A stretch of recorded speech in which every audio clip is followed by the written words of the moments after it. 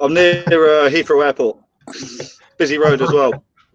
Right on. We are live. Ladies and gentlemen, welcome to Arm Crossfire with Espy and Gavi. We have a special guest today. Before I get to introducing him, we're going to do a few quick housekeeping items as we always do. And first off the top, our sponsors. We have Garage Door Guys in KC, Brian Kerner, big supporter of the show, plus Arm Assassin Strength Shop, armassassin.com, and we have an Arm Crossfire promo code that gives you an automatic 5% off. So please take advantage of that. Plus, shout out to our Patreon members. For those of you who don't know, we do exclusive content on the Patreon site, although we have not done much lately, but it's out there. So patreon.com/Mr. Espy, which is a shared Patreon account between Crossfire and my other page. And a shout out to our alpha members, which are Zane William Nisley, Jeff Frank, and Bruce Willis.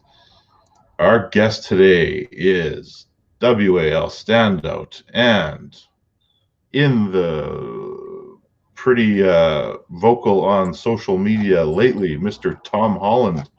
How are you doing today, sir? Yeah, I'm all right. Glad to be on it finally. Yeah. So maybe if you could give us a quick overview of your arm wrestling accomplishments, history, before we get into maybe some more controversial stuff. Yeah. All right. Well, I started in early 2007. It took me about a year and a half to win my first competition, amateur level competition. I was only a junior at the time. Started climbing up slowly. I won national junior championships and novice amateur championships. And then in about 2014, that's when I started knocking on Craig Sanders' door. Started climbing up, getting a load of people. I haven't achieved any great titles. I think a lot of my achievements have been mainly in super matches. So I've taken pins. I've beaten, most recently, I beat Mindaugas Terrasitis in a match. I beat Joseph Levi in the best out of 3. Andy Hoffner. I think that's how I built a name for myself, really. Rather than actually getting like world international titles, just I've been able to pick off some guys like that. Well, a guy like Mindaugas would be that's a huge win. What about WAL experience? It's hard for me. I find it quite hard. I have done because of I've had to adapt in a different way to what I'm used to, and there's a lot of people in there that are well seasoned in WAL. I feel like I am now. I feel like I've learned enough to be able to make a difference, to be honest. But myself, there's some people that find it a lot easier to cross over to it. Just because my style, recently I've been hooking the last 2 or 3 years, like dedicated to the hook mainly. Then pads are built for top rollers, I think. And I used to top roll a lot, so now I've gone back to the drawing board, started working on that quite a lot. Now my injury is completely healed as well. I'm not worried about pulling anywhere at all. So I think next time round I'll be really looking forward to see what I can do. Have they been in communication with you at all about some upcoming matches? Yeah, I've not heard about any upcoming matches yet, but I'm 99% sure I'm going to be in it this year. I could probably see it being Adam Wilmot's being the first match out there. I can't imagine why that match would happen. Yes, I don't want to put myself like on a level or anything, but I think I'm just a bit too strong for Adam. I think my style matches his perfectly. I don't think he'll be able to break my hand out. He's mainly a top roller, I think, and he relies on that quite a lot with that back pressure. I just can't see him breaking out my hand like that. I think if you can't move it from centre, it should be a fairly good day. But I think it all depends if he beats Sheldon as well. If he's able to beat Sheldon, I think there's more chance of it happening then. But if he doesn't beat Sheldon, I'm not sure how it will work.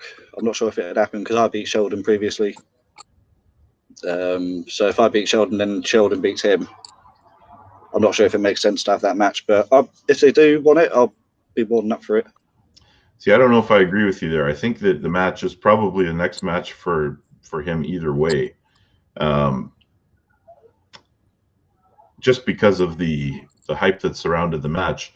And how did that get to even start to be talked about? Was it Adam that he kind of fired some shots at you, didn't he? Yeah, it's out of the blue. I got a hint of it because I heard him on Neil's podcast a couple of months ago.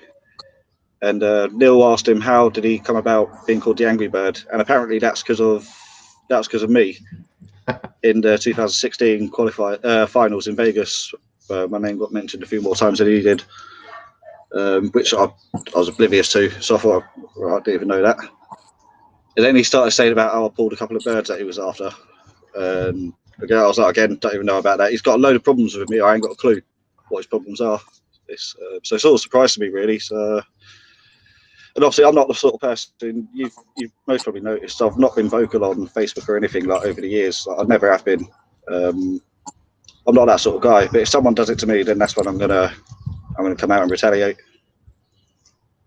And then you fired back at him, which is one of the best retaliations I think I've ever seen.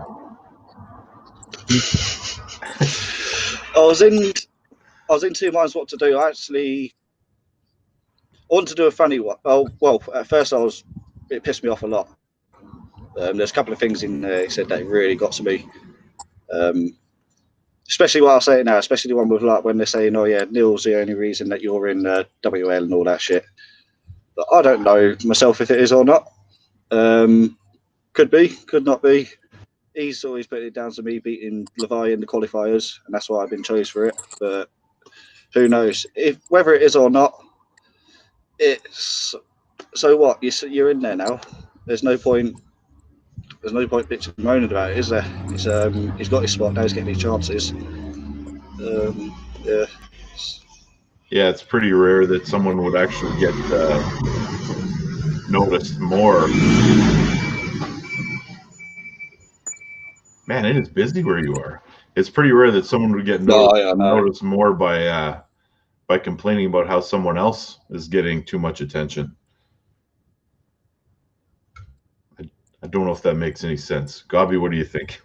That's what I told him to grow up. Well, everyone knows I like Adam. He's a good cat. I'm a fan of his. I always root for him to win. But I'm kind of with Tom on this. If he has to beat Jamie.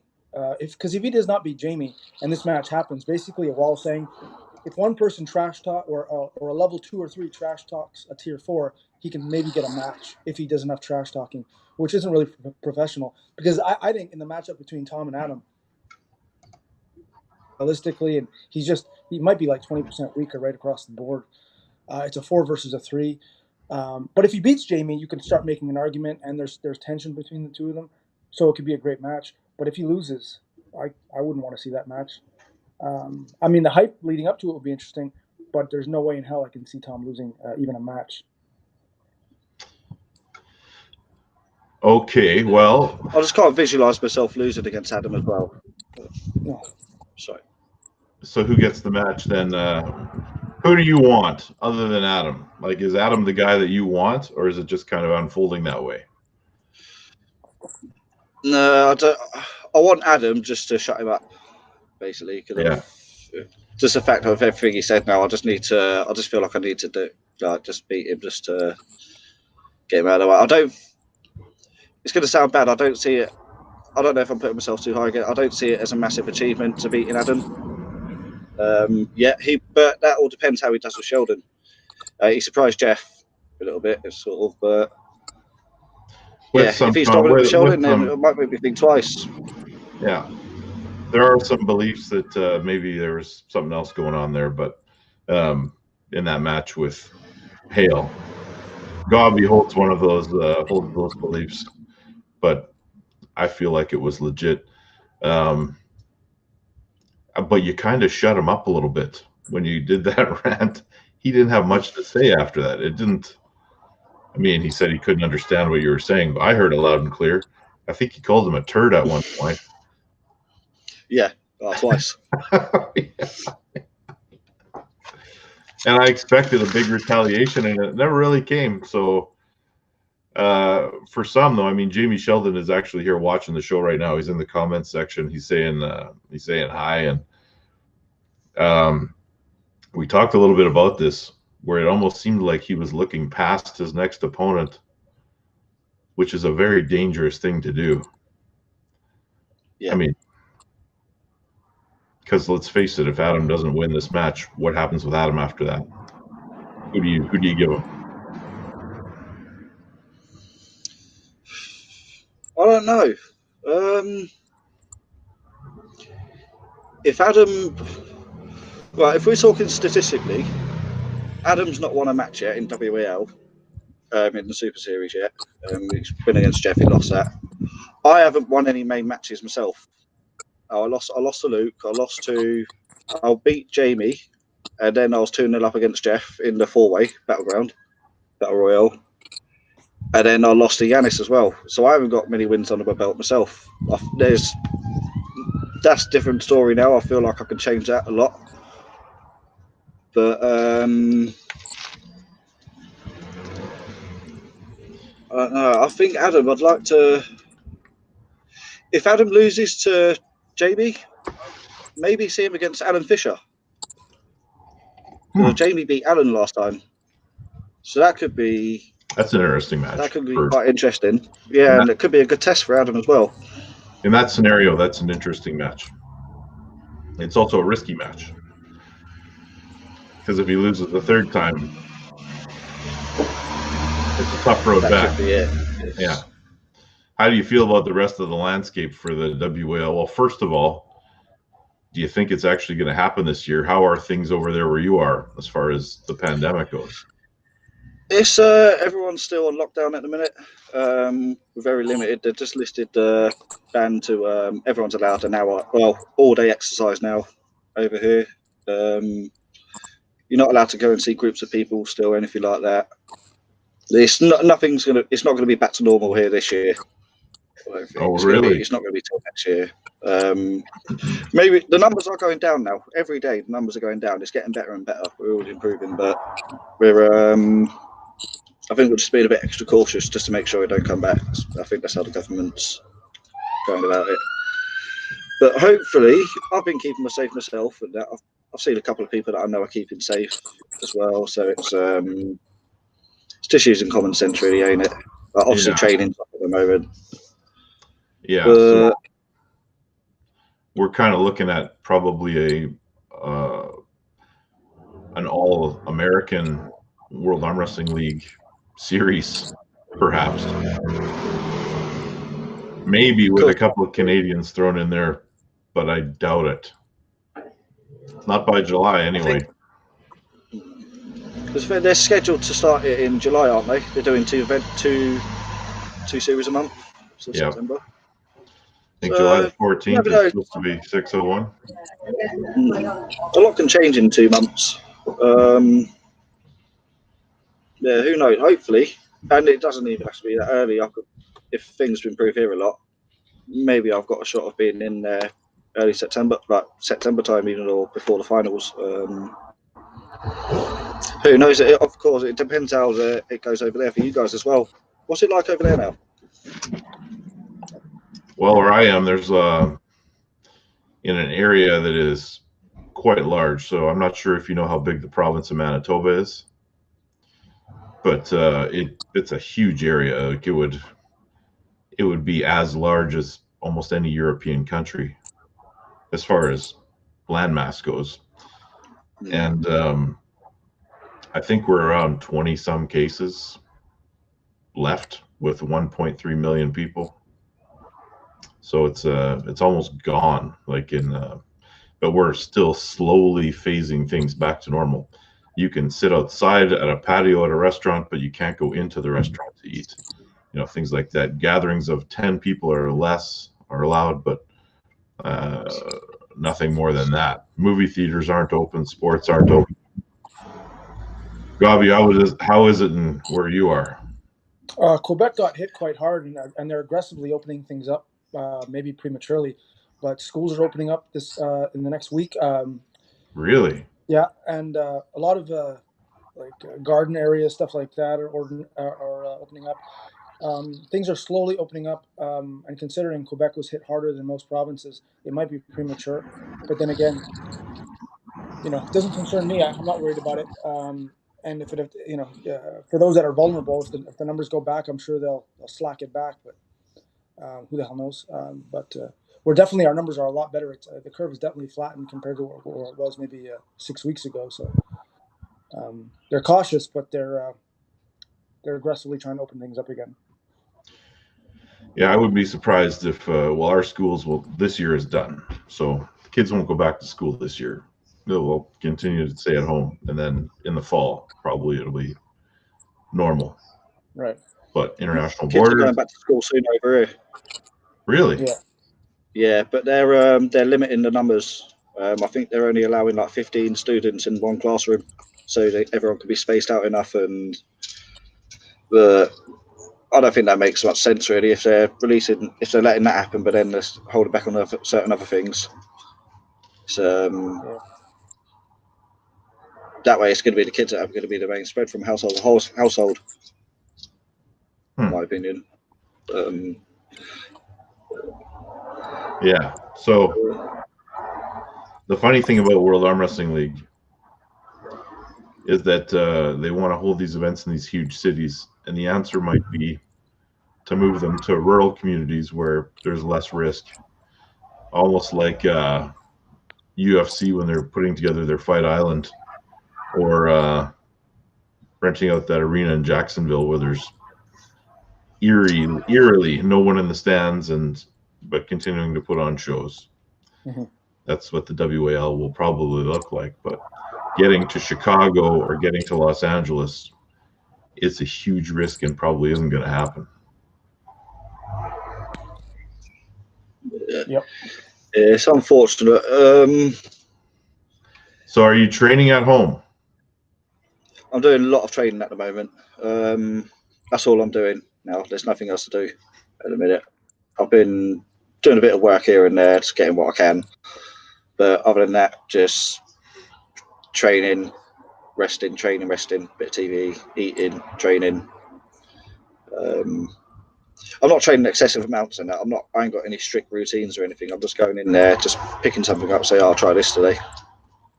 Most of the time, sometimes I max out, depends what I do. But I feel like my power's gone up just from the gym training so much the last couple of months. There is a question for you. There is a question for you regarding training in the section here. What type of rotation training do you do? Right. Right. If anything, I don't really specifically go for anything. I just try all different things all the time. I find like the recent one I've been putting up with the videos, just the strap over the thumb, just rolling from the outside, not over the wrist, just over the back of the hand, rotating up, keeping a 90-degree angle, so your forearms parallel.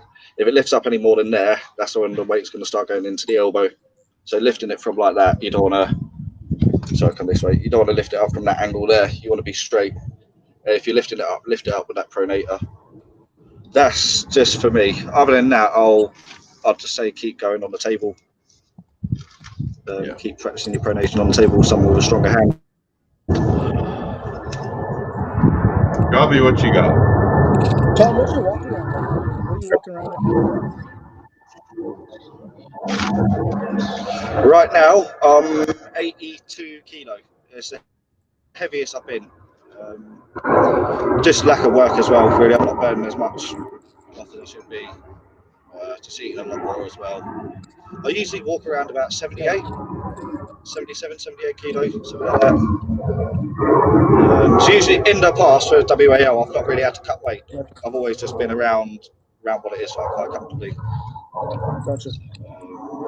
Yeah, I'm not really a fan of cutting much weight now. I will do this gradually for the WAL again. I'll cut back down to like 78 or so. Fair enough. Now what? Go ahead, Gobby. Have you ever gripped up with Adam practice table? Anything after a tournament, before a tournament? Anything? No, Have I done what? Sorry. Have you ever? I don't recall. Have you ever pulled Adam? Have you ever gripped up with him? Have you ever pulled him in a tournament? Do you have a record with him? Oh, with Adam. Yeah. No, we had a little after pool in the after we pulled Yanis. Yeah. There's a little party in the room after. There's a table there. Me and him had a little go.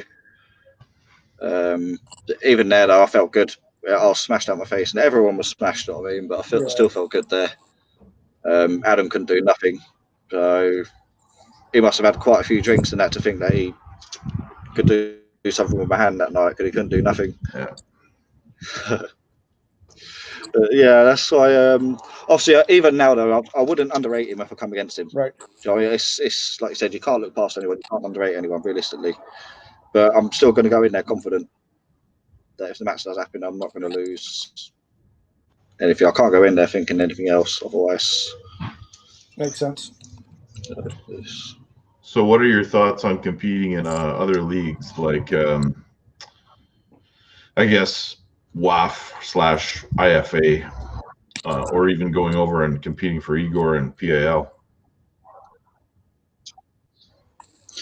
Yeah, well, I've not heard nothing from Igor or anything. With some of the beasts that are coming through at the minute, you never know if I will. Probably not. There's some monsters coming through out of Eastern Europe at the minute. But with the WAF and the IFA, I'm not sure what's going on there. I don't want to do an IFA and then get banned from WAF. I don't know. I've sort of taken a step back from both of them, almost. I just want to see what happens, because I don't want to ruin potential future plans for myself. What could happen? Do you know what I mean? I'll leave it nice and open at the minute. I think it's even messed it up for.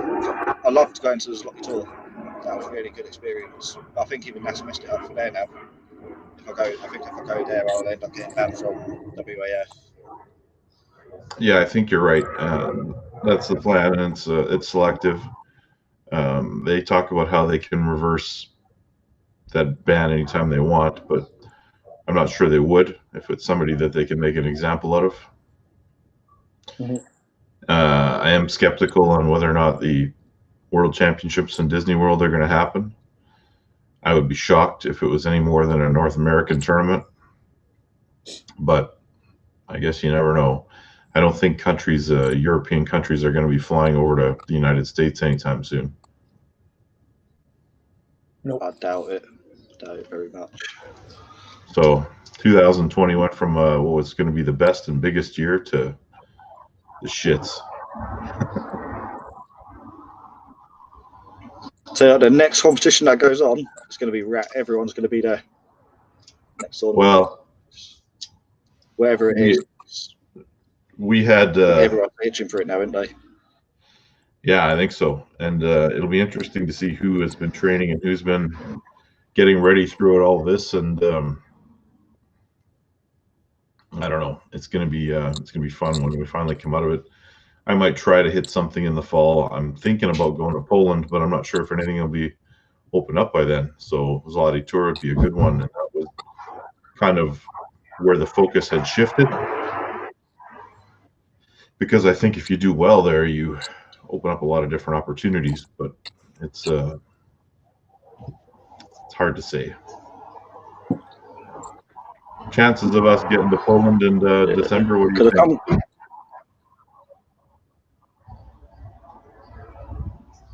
Sorry? What are the chances of us getting to go to Poland in December? I don't know. I think they're doing better than we are with all this at the minute.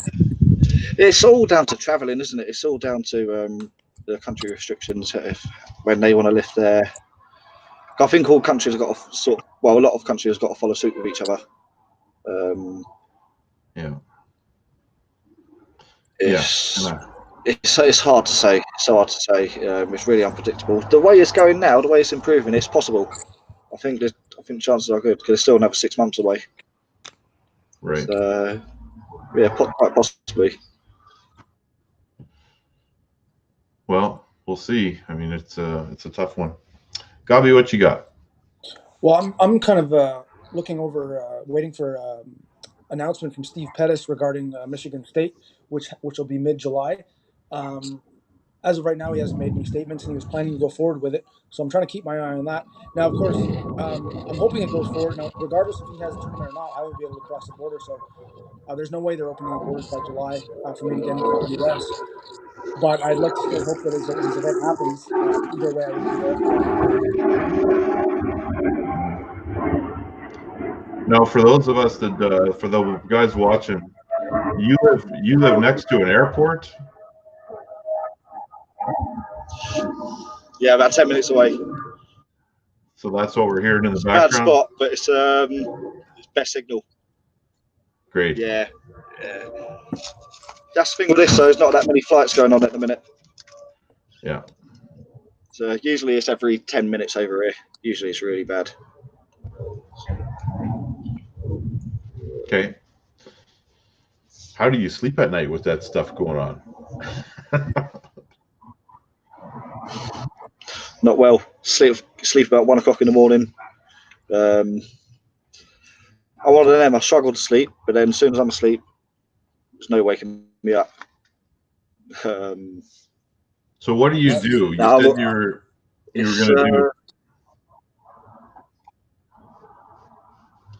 You mentioned you for work. Yeah.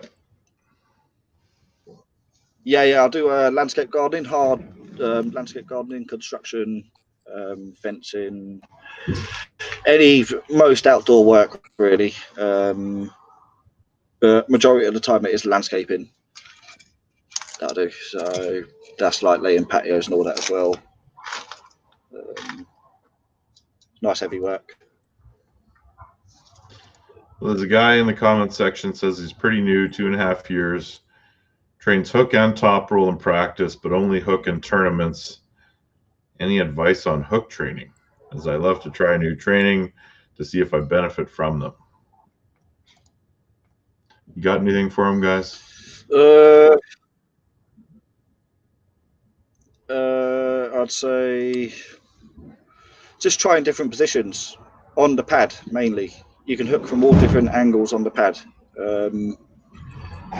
So you can be like you can be in all 4 corners of the pad with your elbow, or you can be center of the pad. You can be either dragging backwards, or you can be going sideways. You can have your body above it. You can be engaging a lot of lat power on. There's so many different ways of just hooking.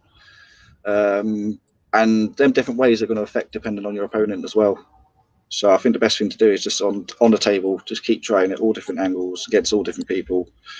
You're going to find that neutral part that you feel most comfortable.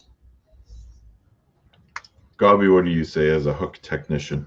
Well, first of all, I want to know that when he loses in a hook, or as he loses matches, is he losing when the hook's engaged and he's not strong enough, or is he losing his containment and getting pronated?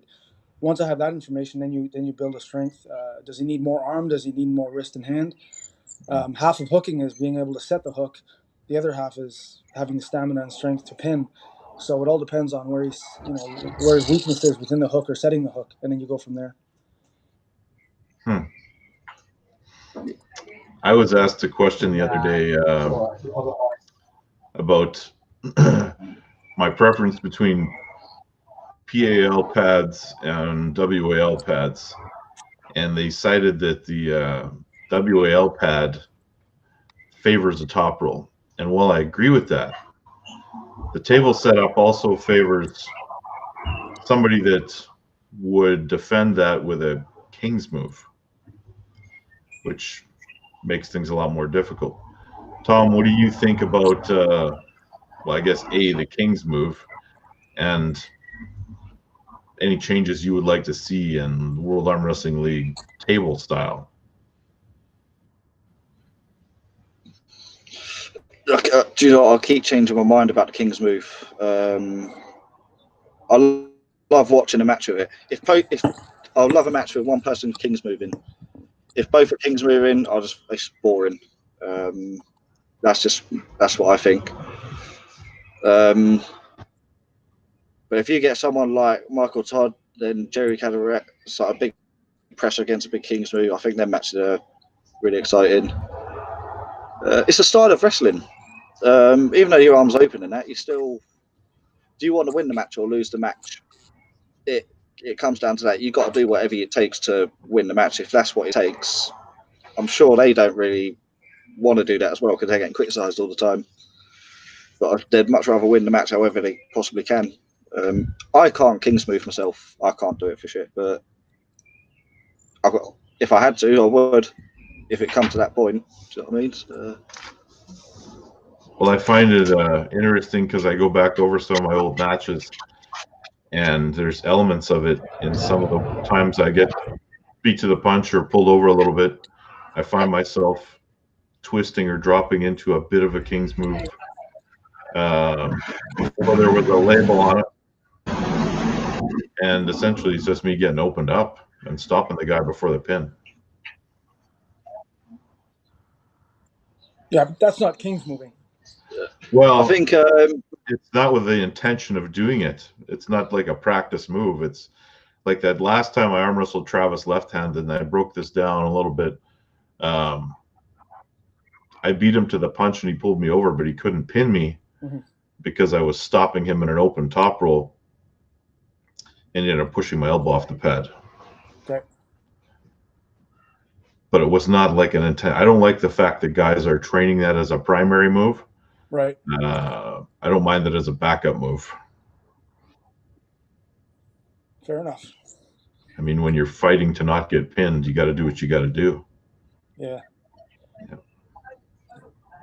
I think with the wall pads, if I can throw my input in, they got it half right by the idea of extending the pads, which was brilliant. The only problem is they only decided to go back with it and not forward. If they would have added whatever they added, 1.5 inches on the back and then added 1.5 inches on the front, you'd have an exceptional platform to arm wrestle on. But what they did is they just gave huge advantages for people that draw back, top rollers, King's movers, and created a lot more potential fouls with hookers and defensive arm wrestlers looking to contain. But that was Travis's decision to do that, and they followed it, and it works for him beautifully. But ideally, I would have liked them to extend the front too. But whatever. Now, you believe that Travis actually had the input there? Well, they consulted. Do you think that he regrets any of his input on that now that it's turned into what it's turned into? I don't think he regrets it. I think he just doesn't give a shit. Once he's out of something, once his hands are out of something, I don't think he gives a shit whether it flourishes or burns to the ground. I just think when he initiated, they consulted him. He thought that would be a good way for him to achieve greatness in that league, and so he went with it, and they followed. And then he eventually, he's not really affiliated anymore with them, and they follow suit with the rules and stuff, which is fine. But his idea when he came up with that rule, I think, was to favor him, not what was in the best interest of the sport, which is kind of part and parcel what he's all about. Given he's one hell of a charismatic ambassador for the sport, I think it was, and it's not his fault. I think maybe they should have consulted maybe a couple of people, not just one. But maybe consulted John Brzenk or Ron Bath, some other names, some other icons to get their feedback. But they went with one of the best runners in the history of the sport, and he decided to create a running platform on the table to favor runners, and that's what you have. What are you going to do? Yeah, right on.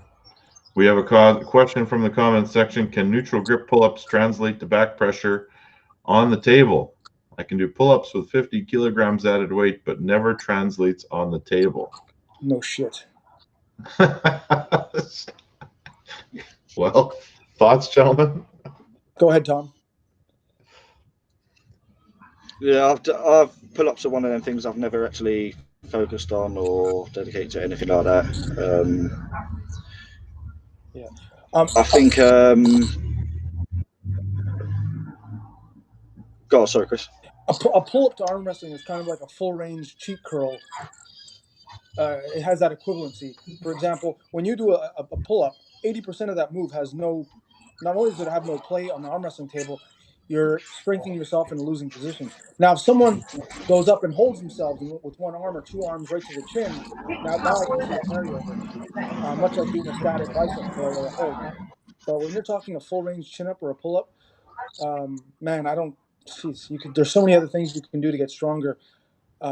People just love it because it's so basic and any asshole can do it with a fucking door frame. But like I said, there's very little carryover unless you take like Travis does, or some of the Europeans like Liliev did, where he holds himself up with one arm. Because when you're holding yourself up with one arm and holding, that is the setup engagement, right, on the arm wrestling table, and your lats engaged, your elbows engaged, your biceps engaged. I mean, you have to be one strong motherfucker to do it, and the parts come into play. But to do a full range pull up, 90% of that movement, 80% of that movement is throw it out the window. It's junk. It's rehab stuff at best. You do it for high range, high rep stuff for rehab, for your elbow, for your shoulders, to help support your arm wrestling training. You don't fucking use it as a platform to get stronger. Fucking ridiculous. I don't get it. Tom, you got any further thoughts on the pull-ups for arm wrestling?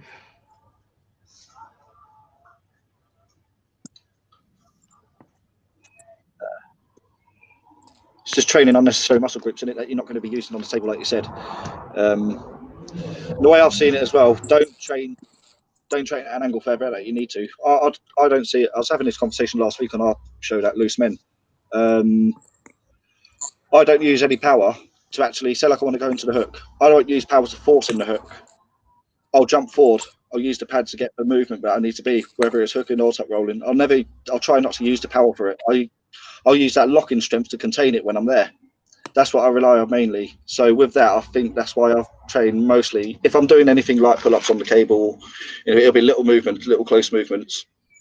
Only training what you need to train. You want to get your muscles used to locking there. Because if you're training them to go out there, they're going to want to go out there.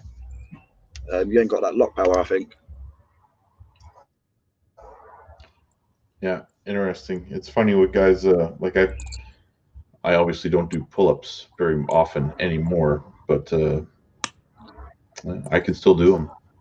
Yeah. I just don't. If you would take two athletes roughly the same level and you'd have them train, and for 2 months, one guy would only do full range pull-ups, and the other guy would start at the highest range of the pull-up and do a negative contraction or a static until he hits the neutral position, then he'd release and do it again. After 2 months, if all the other variables are equal, the guy doing the static negative contraction will destroy the other guy. Arm wrestling strength is built on a negative tensile or contraction with tensile strength. It's not done on a positive, like a positive contraction, like doing a bicep curl. Yet people still train that way. And I'm not saying it doesn't have merit when you're injured or you're trying to strengthen weak parts or you're trying to develop dynamic strength in your arm or your back or whatever. But when it comes to the nuts and bolts of arm wrestling training, it's developing a holding strength, negative contraction, tensile strength. Yet 80% of the sport doesn't fucking realize that. Yeah. Yeah. So the thing is, arm wrestling is one of them things where it's a one-on-one combat. When you're training on the weights and everything, and that, if you're training on the weights, you don't want to be doing a weight that you can actually comfortably do. Like you said, it needs to be that static, almost such a heavy static is going on to that negative. I think that's as well why they tell you to always pull against people that are stronger than you on the table. That's when you're going to find the most benefits, because you're really stressing. They're fighting all the muscles that you're training, they're fighting it back. That's putting it under real stress that you need. When you're weight training, 99% of the time, if you're just doing repetitions and sets, you're in control of it. So you're not putting yourself under that much stress. Not the stress that you need to reach the next level in arm wrestling, I think. Yeah, I agree with Tom. In fact, on the practice table, nothing strengthens you more than being in a nice, tight, and comfortable position and being gradually, slowly ripped open by an opponent, a stronger hand, stronger arm, whatever. What's the effort you put in to try to stop your arm from being pulled open is the strength that we need in arm wrestling. So yeah, like Tom said, practice table against stronger opponents that know how to pull you, not just flash you to the pin, but know how to let you get engaged and then slowly bring you open to a neutral position and do it again. You don't want to train in ugly positions or losing positions. You want to train in areas that that play a part in the sport and on the table during competition. So Tom's right there. What you guys are essentially talking about is negative failure. 100%. Yeah. So how do you guys feel about negative failure versus the philosophy that you should never train your muscles to failure. And you know what I'm talking about with some of the training methods that have been publicized lately. Some of the training methods are from powerlifters and Yeah. people listening to lift weight. It's not the same as arm wrestling. When you're talking to when it comes to training muscle, you're right, but we're talking more about ligaments, elbows, and tendons when it comes to arm wrestling. Exactly.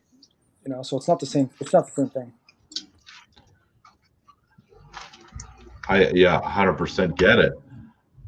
But you have a lot of people that are following certain personalities on YouTube, and they're being told to never go to failure as part of their training. Okay, well, in fact, hearing that person give advice to a guy that knows training as well as someone like Eddie Hall, saying never go to failure when you're training for arm wrestling. Yeah, my thoughts on that is if you were an Olympic runner and you had to run a 40-meter or 40-yard dash, but all your training was running at 50% of your max speed when you're an absolute sprinter and need to redline at 95, 98%. If that's all the training you did, how the fuck can you compete on the day of, and how could your muscles fire off and everything engage when your body's never conditioned to do that? I'm all about max effort. Table or gym, I'm all about max effort, and then you rest, you eat well, you let your body recover to a certain point, and then you do it again. There's so many different paradigms, and it goes through all these different philosophies. But if I want to get somewhere, my philosophy is go as fucking hard as you can, mentally and physically, and then let your body recover, and then let it heal and gain and get stronger, and then do it again. And once you plateau, then you change variations or you do something different. But for me, it doesn't make sense to work at 50-60% every day when at the day of the competition, when Tom pulls Joseph or when Tom pulls his counterpart, there's no way Tom's working at 50% at the table. He's going to fucking engage he's going to max effort. So why would you not train max effort? If in your biggest day of your life, on your biggest, when you have to perform at your highest, you have to max effort out. Why would you not train to not max effort out? It makes no sense to me. Oh yeah. Yeah, 100%. I think everyone's unique as well in that way, whether it be just in the arm wrestling world or all over, like from bodybuilding, powerlifting backgrounds and that. I think different training techniques suit different people in certain ways, different movement. But I think the overall thing is, you're right there, it is all arm wrestling is more like tendon strength. It's not about the tendon and ligaments and that. You don't want to be. I think tendons and ligaments, you can afford to push them to the limit. Muscles and that, you can tear and damage and take a lot longer to recover than tendons, I think.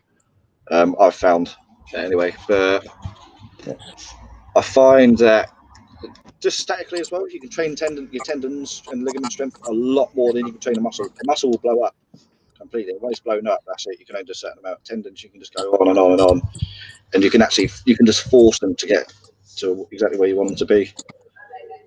Yeah, But I think everyone finds their own training in their own unique ways. Yeah, and to add on to that, to clarify, when I mean max effort, when it comes to arm wrestling, I'm talking about if me and Tom are on the arm wrestling table and he lets me get engaged and I'm going sideways as hard as I fucking can, and he opens me up and pins me, I'm max efforting with minimal risk, only because he's opened me up in a natural way. But if I were to put 300 pounds on the side pressure machine off a cable, and I try to do a max lift of a 3-second or a 4-second hold, the chances of the risk of injuries go up tenfold. So it's important when you're talking about max effort. It's not done when it comes to elbows and ligaments and tendons. It's not done with machines and cables. It's done with other human beings that know what they're doing. I think this guy said it best, actually, when he said it never translates to the table, when he was asking about his training. So if it doesn't translate to the table, maybe you should discard it, or at least focus on other things. Yeah, I think so. I think I've found certain things in the gym that I've got a lot stronger at from arm wrestling training. There's some things in the gym that I'm just bog standard at. Some things I'm really bad at, but some things I am really really good at, like dumbbells, hammer curls, bicep curls, elbow tuck. I'm really strong like that. Wrist curls. I can't actually curl much with the wrist, but I can statically hold. So again, that's just same muscle area, same tendon area, but just completely different way of training it. Bench press, I'm not too good at. Dips, I'm really strong at from the arm wrestling because it's nice, elbows close in with the lats engaged. So anything like that I found I'm strong in the gym, I'm dedicating to that because I feel like I can translate that back to the table because I've got strong from arm wrestling in the gym. I can translate it back that way. So they're the main things I'm actually dedicating on in the gym. Other than that, it is 99% arm wrestling training is what I dedicate to mainly. That's key. Yeah.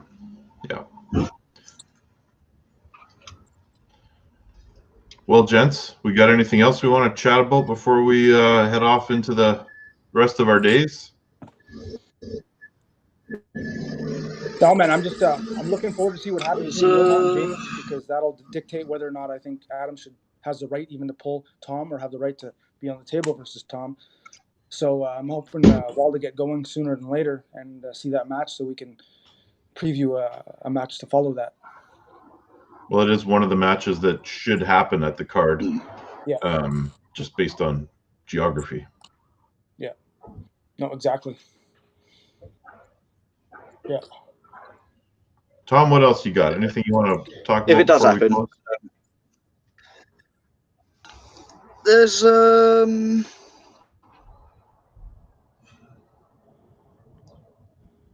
right with the WAL. Just your opinions on the pads. You were talking about earlier being set too far back to the back of the pad, not far off at the front. Is that the only thing you'd change with them? Are you a fan of how cushioned the pads are at all? Like how much your elbow sinks in and how much you can plant yourself into the pad? Because I find I plant it a bit too deep and it restricts my movement a little bit. But that's something I'm changing up as well myself. But just wondering what you think. It's not something that I have really thought about much. It's not a big concern of mine, and I don't think I have any really big concerns about how things are done with WAL as far as they are related to my style of arm wrestling. Any complaint I would have would be related to other matches I've seen that I was not involved in. So I think the pin pad needs to come up a little bit just to prevent the type of extension that's being done in extreme King's moving. I think it's a bad look when someone has their arm completely straight and they're somehow still managing to arm wrestle. And there's a combination of the pin pad being too low and possibly that pad being too forgiving when you're pulling you're bracing your elbow, which should be getting injured at that point, into the pad so you can hang off the table completely straight arm. So those are my concerns. I think one thing that could possibly change that is I was going to say one thing I think could change that with the King's move is the rule of isn't there a rule about not dropping your shoulder below your elbow line? Well, with all due respect to Bart, I think the more rules that you put in place, unless they're going to have much better trained referees and a willingness to call things that aren't exactly good for television, it's all irrelevant.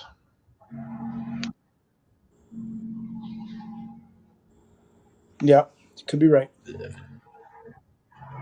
So I think they've done a couple of replays, haven't they? As well, I think they have. I think that would be good to keep doing with that. Yeah, like the one criticism I have for BAL is with the rigid rules, the setups can take so long. It's hard to watch sometimes. Oh yeah.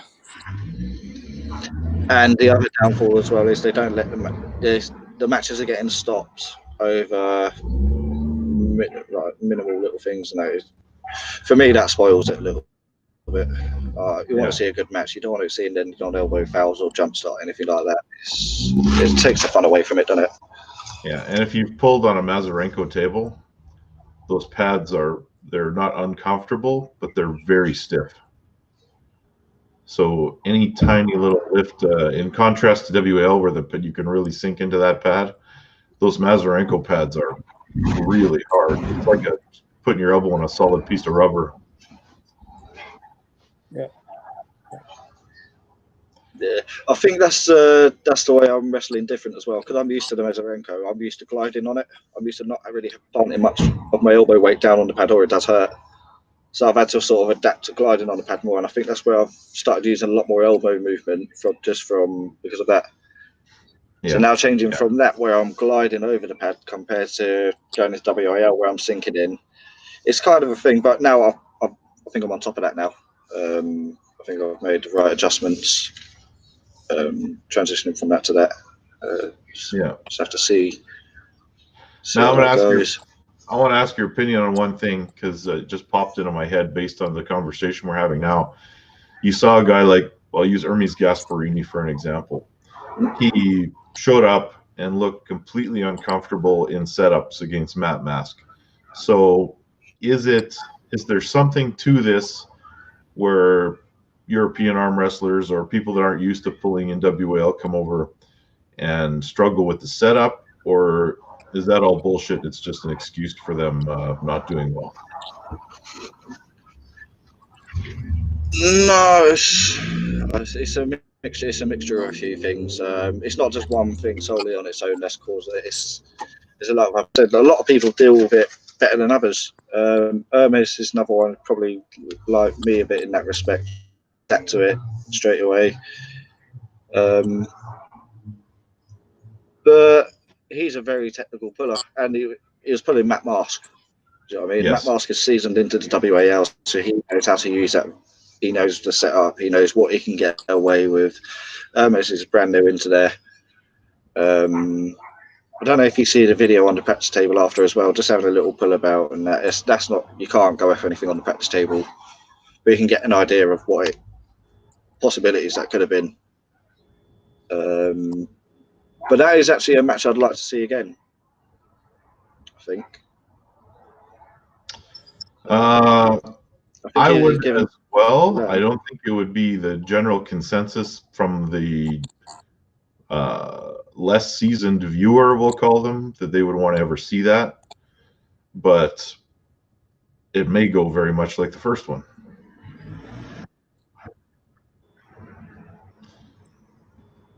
It's hard to say. That's the thing as well. So Hermes is from that, but so is Matt. Yeah. So it's one of the things that you'd have to put your money on Matt, just for a good few reasons. That Matt's a lot more seasoned in there.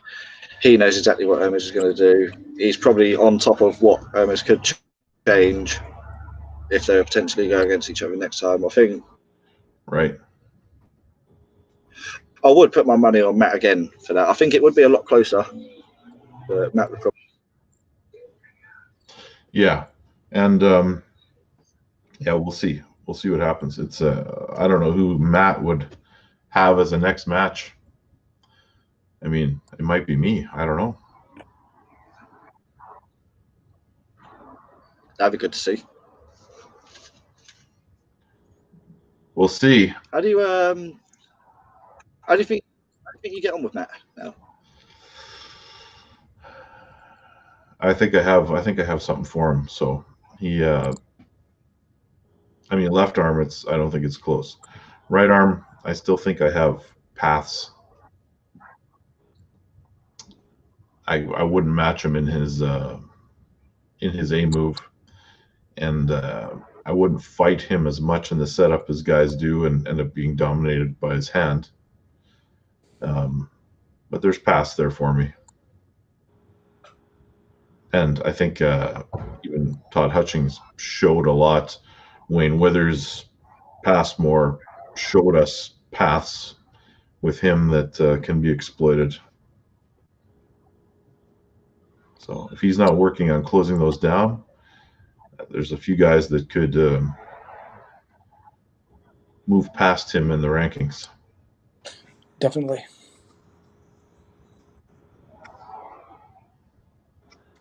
Yep. Well, gents, now it is after 4 p.m. where you are, and just after 10 a.m. where we are, where I am. Shall we shut her down?